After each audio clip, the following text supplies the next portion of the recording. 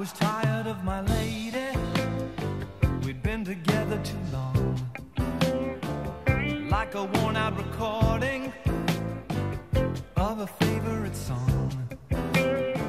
So while she lay there sleeping, I read the paper in bed, and in the personal columns there was this letter I read.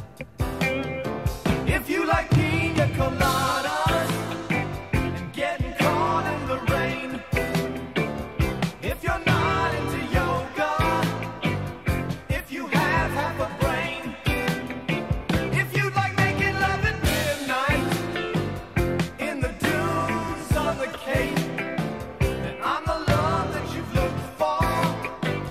Write to me and escape.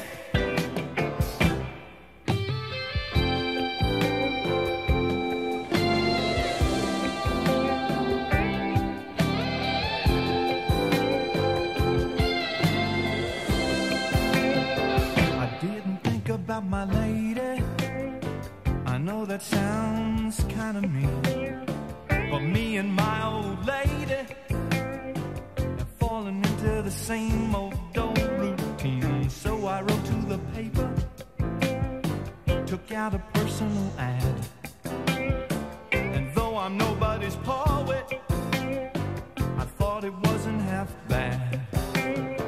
Yes, I like pina coladas and getting caught in the rain.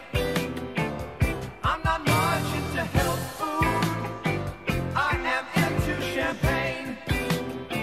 I've got to meet you by tomorrow noon and cut through all this red tape at a bar called O'Malley's, where we'll plan our escape.